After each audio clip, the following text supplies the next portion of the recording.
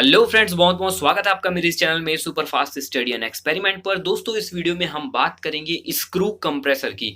जी हाँ, rotary screw compressor के बारे में बात करेंगे। मेरे बहुत सारे दोस्तों का, मेरे बहुत सारे सब्सक्राइबर्स का ये कहना था कि सर स्क्रू कंप्रेसर के ऊपर में एक वीडियो बनाइए और हो सके तो उसमें ऑयल और एयर का फ्लो कैसे होता है ये भी आप उसमें समझाइए। तो दोस्तों, मैंने भरपूर कोशिश की है अपने तरफ से, मैंने काफ़ी अच्छा डायग्राम भी बनाया है।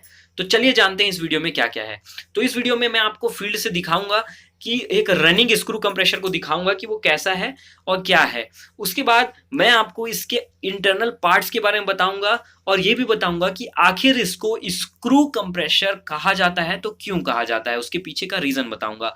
और एक फ्लो डायग्राम बताऊंगा जो कि मैंने बनाया है। उसमें मैं आपको एयर और ऑयल का फ्लो कहाँ से कैसे किस तरह से होता है ये भी बताऊंगा आपको फ्लो चार्ट के थ्रू।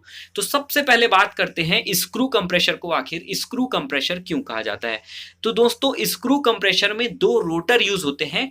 ये जो दो रोटर आपको दिख रहे हैं उसमें एक स्क्रू शेप का दिख रहा है, दोनों में दोनों रोटर स्क्रू रोटर होते हैं। यानी कि इसका शेप जो है वो स्क्रू की तरह होता है, इसलिए इसे स्क्रू रोटर कहा जाता है। यहाँ पे दो रोटर है जिसमें से एक रोटर मेल रोटर होता है और एक रोटर फीमेल रोटर होता है। और ये दोनों जब घूमते हैं तो इनकी कैविटी के बीच में, फीमेल कैविटी के बीच में मेल रोटर का जो एक्सटेंडेड पोर्शन है वो साथ में रोटेट होता है। इसके लेफ्ट हैंड साइड में आपको दिख रहा होगा टाइमिंग गियर्स, दोनों की शाफ्ट में टाइमिंग गियर लगे हैं। इस टाइमिंग गियर के को ऐसा सेट किया जाता है कि ये उस स्पीड में, उस रेशियो में घूमे और उस पोजीशन पे घूमे जिस पोजीशन पे वो एयर को अच्छे से कंप्रेस कर सके। और इनके दोनों रोटर के दोनों शाफ्ट के दोनों एंड्स पर बेयरिंग भी लगे रहते हैं, एंटी फ्रिक्शन रोलर बेयरिंग्स लगे रहते हैं। तो और दोस्तों, इसीलिए इसे स्क्रू कंप्रेसर कहा जाता है, क्योंकि इसके अंदर का जो रोटर होता है जो घूमता है, एयर को कंप्रेस करता है, वो स्क्रू के शेप का होता है। तो चलिए फील्ड से हम देखते हैं। ये है हमारा स्क्रू कंप्रेसर, ये इसका डिस्प्ले है। देखिए इस डिस्प्ले में बहुत सारी सेटिंग्स दी होती हैं। फिलहाल तो यहाँ पर ड्यू टेम्परेचर बता रहा है अभी। तो अभी चलिए हम देखते हैं। यहाँ पर मैं आपको दिखाने की कोशिश करूंगा जो जो पार्ट्स आपको दिखा सकूं। यहाँ पर सामने में जो दिख रहा है ये एयर रिसीवर है। ये एयर कंप्रेस होने के बाद इस रिसीवर टैंक में जो है वो स्टोर होता है पहले, उसके बाद उसे मेन रिसीवर टैंक में स्टोर कर दिया जाता है जो कि बाहर में होता है, या फिर डायरेक्ट यूज भी किया जा सकता है।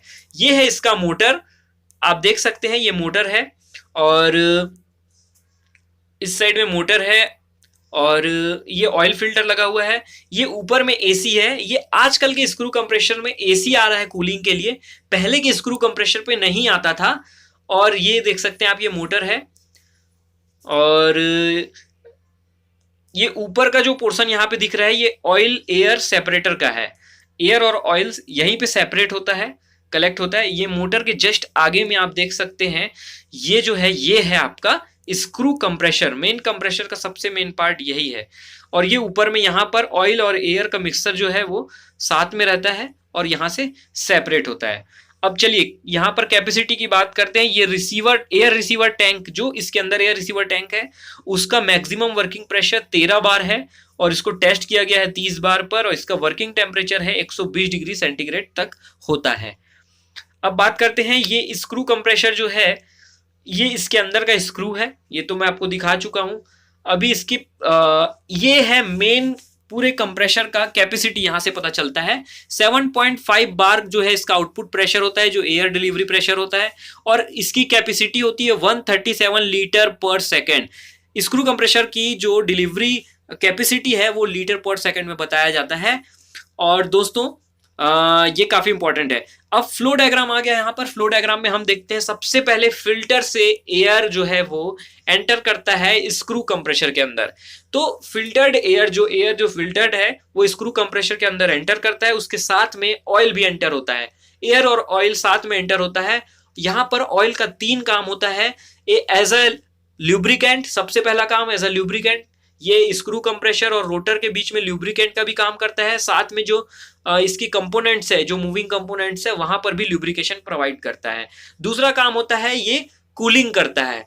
तीसरा काम इसका ये होता है कि ये एज अ सीलेंट, यानी कि ये सील, एज अ सील भी यहाँ पर यूज होता है। तो एयर और ऑयल एंटर कर गया है हमारे रोटर सेक्शन में जहां पर स्क्रू रोटर है, और इसके घूमने से जो है ये एयर और ऑयल का मिक्सचर कंप्रेस होता जाता है, और कंप्रेस होने के बाद आखिरी पर यहां डिस्चार्ज होता है एयर ऑयल का मिक्सचर, जो कि जाता है एयर और ऑयल सेपरेटर पर। तो एयर और ऑयल सेपरेटर में जाने के बाद यहां पर से ऑयल अलग सेपरेट हो जाता है। आप देख सकते हैं ऊपर में ऑयल रिसीवर है, और ऑयल जो है वो ऑयल रिसीवर में चला जाता है।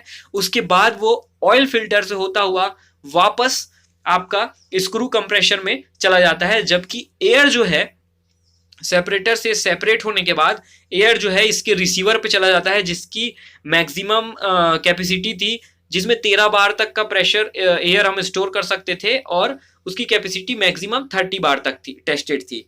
तो यहां से फिर कंप्रेस्ड एयर को हम यूज कर लेते हैं, जहां पे हमको यूज करना है उसे रिसीवर टैंक में भी स्टोर किया जा सकता है। तो दोस्तों उम्मीद करता हूं ये वीडियो आपको काफी पसंद आई होगी। अगर ऐसा है तो प्लीज चैनल को सब्सक्राइब कर दीजिएगा।